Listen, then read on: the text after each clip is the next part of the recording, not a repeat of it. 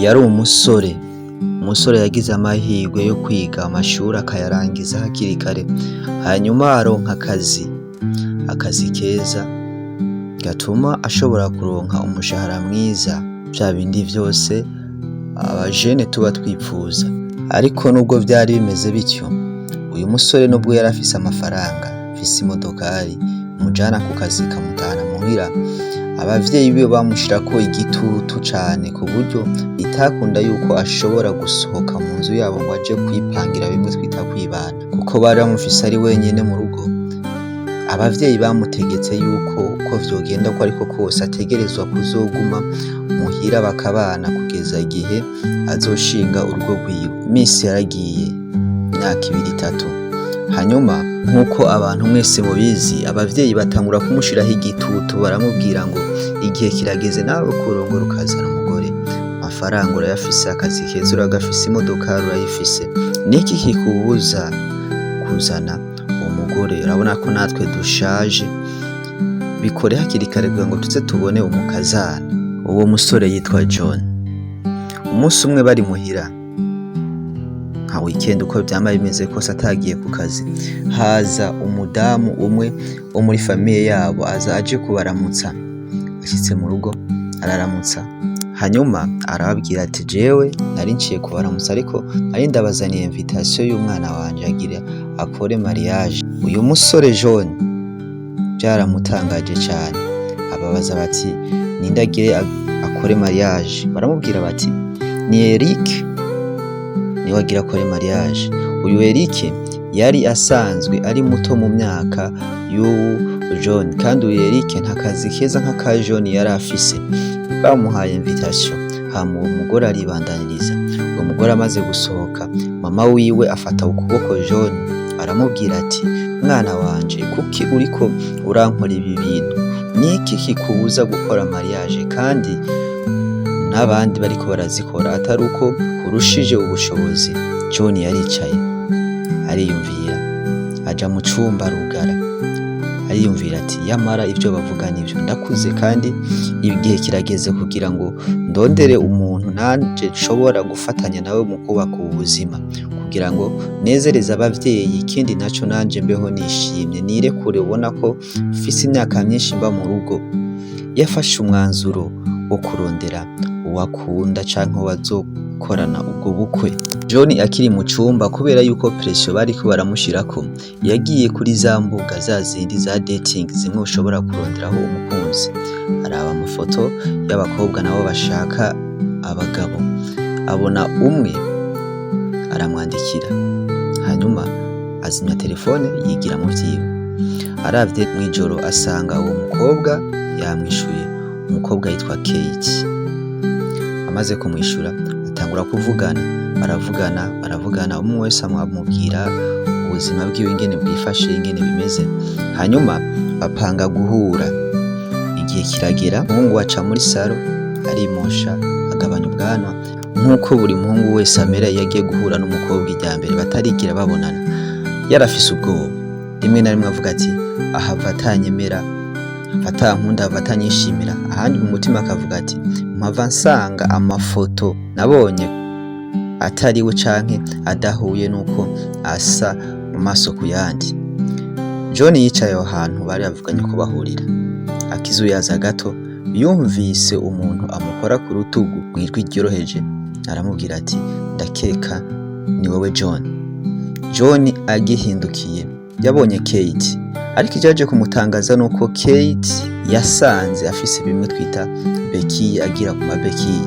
John yibuka neza yuko umukobwa bavuganaga atigeze abona ifoto yiwe wese akwiye, yamubonye selfie gusa, ifoto z'amaselfie amubona mu maso. Nibwo kwibuka yuko umukobwa ari we, ariko iki kintu cyo kuba afise agendera ku mabekiye canke ku mbago atari bwigira kibona. Ariko John yaricaye aramwumviriza, batangura kuyaga, ikiganiro kirakomera.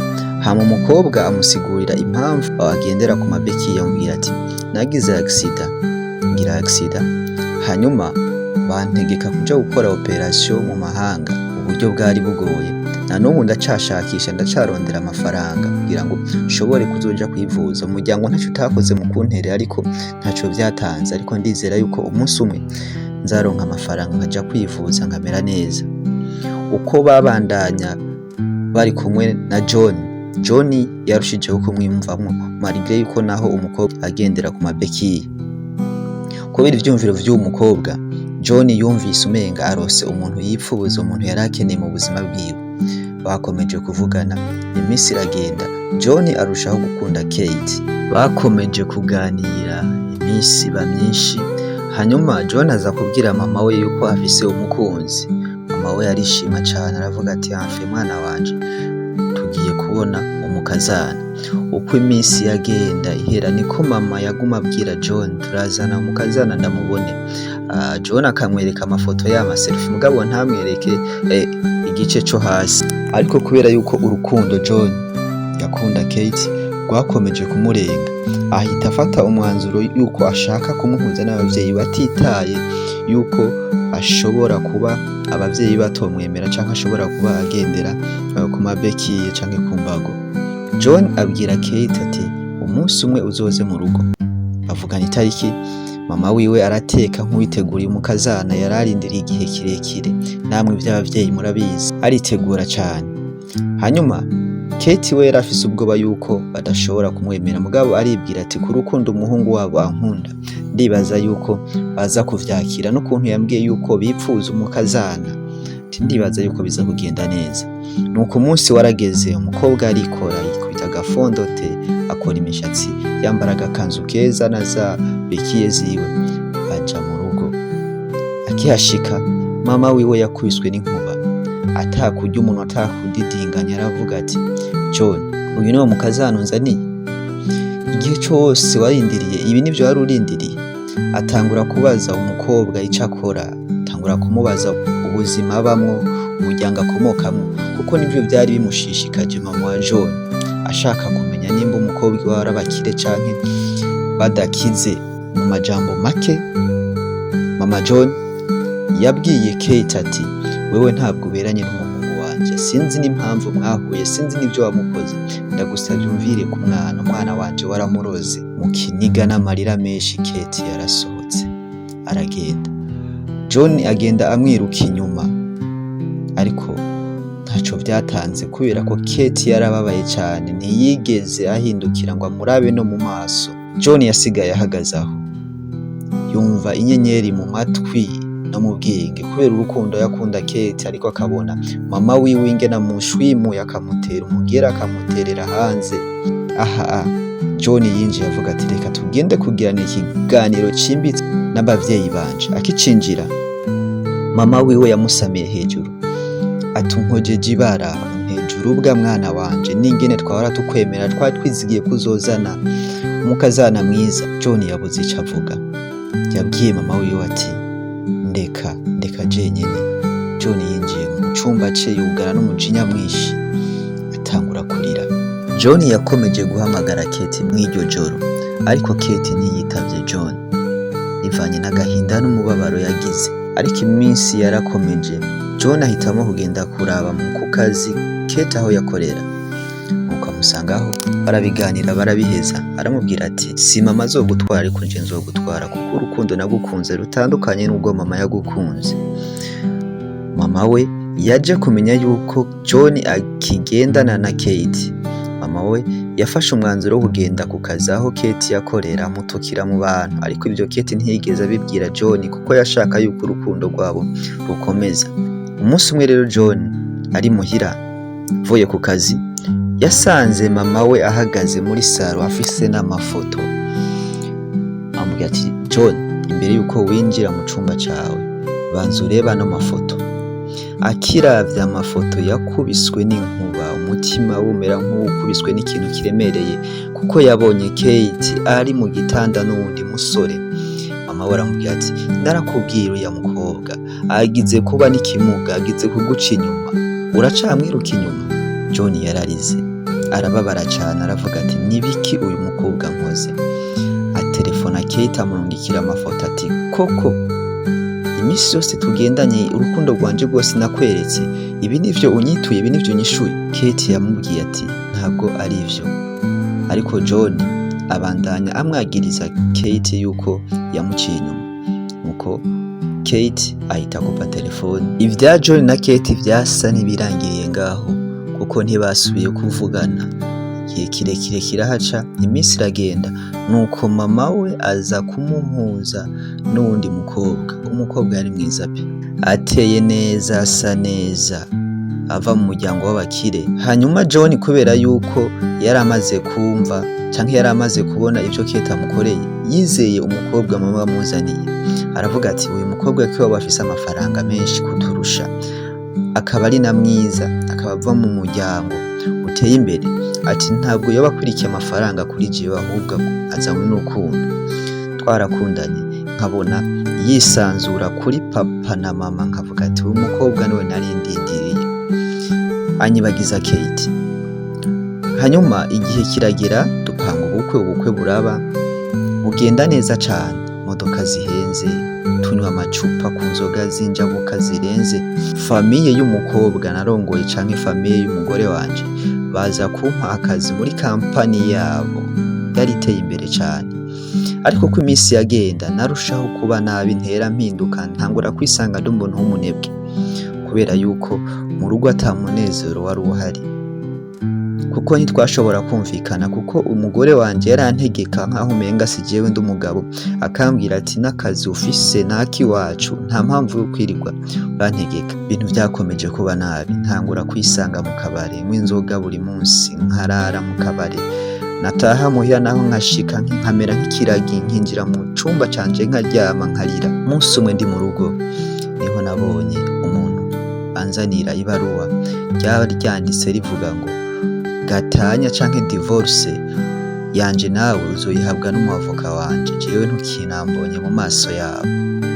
Ubwo nari ntandukanye n'umugore wanje, nari nkoze divorce mu mezi 6 gusa, nari nkoze mariage.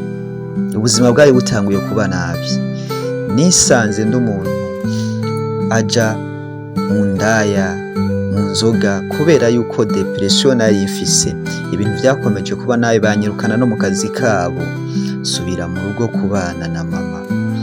Mama we yiyumvisha yuko amakosa ari ayo umugore wanje, canke n'ayandi makosa akayashira kuri jewe John, umuhungu wiwe w'ikigoji atazi gutunga umugore canke atazi gufata umugore neza.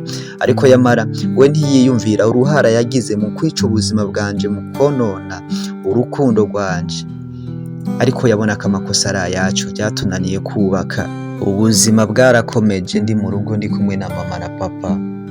Nyuma y'igihe haza kuza umushinga muri quartier twabamwe, kwa kundi usanga bashaka kuvugurura quartier, bagashaka kuyubaka gushasha, bagatanga itegeko bavuga bati amazu ameze ukunuko akwiye kuva muri quartier tukabaga amashasha.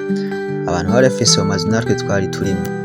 Byari bikenewe yuko rero twese duhurira hamwe, abantu bafise ayo mazu bakadusigurira byinshi kuri uwo mushinga bari bagiye gukora muri quartier yacu. Twarakoraniye ahantu kuri sale, jewe nkiri hanze, nari mpagaze hanze ndi kuri telefone ndindiriye abavyeyi banje ko bashika. Nkuko nabonye imodoka nziza ihenze isa neza, ntari bwigere mbona mu maso yanje amaso ku yandi, kumbure nandi ndazibona muri filme. Hururukamwo umukobwa mwiza ateye neza, afise n'aba assistant we, abantu bose bamukomera amashi. Yari umushefu w'iyo projet yari igiye gukorwa, yari umu architect. Yaranciye ko andeba mu maso aransuhuza ati hello, nkuko abandi bose basuhuza, ahita yikomereza. Nkishidikanya nkimuraba mvuga ati uyu muntu noba ndamuzihe, niho nagiye kubona ko yari Kate. Namwirutse inyuma, abantu baranzibira kuko nari nsa nabi, sinari no kuri level yiwe yo kuja kumuramutsa canke kumukorako. Ariko yabwiye abantu bari bamucungiriye ati muhakanya gato tuvugane. Yarambwiye ati ni jewe Kate, ati nyuma yo gutandukana nawe hari ikintu nari narakubwiye. Burya jewe nari sanzwe ndi umu architect canke ndi umu engineer, ariko sinari naragize amahirwe yo kuronka akazi. Nyuma tumaze gutandukana naje gupostira ahantu ndonka buruse nja kwiga mu mahanga, ngaruka mfise impamya bushobozi. Uyu mushinga rero nije bawuhaye, uyu munsi nije nshobora kuyobora uwo mushinga, kandi naje kuronka n'amafaranga yo kwivuza. ubuye meze neza. Agahinda amarira vyuzuye mu maso ya John. Abura ico avuga, aramubwira ati ngusigurire inyuma yo gutandukana kwanje nawe.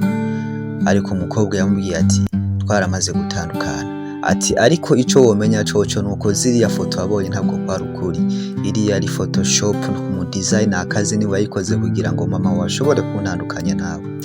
Wumviye mama wawe kandi wahisemwo gukurikira mama wawe. Jewe ntaco tukivugana.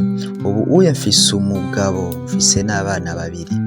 Nta rukundo rugihari rwanje nawe, uretse yuko uri mu bantu baciye mu buzima bwanje.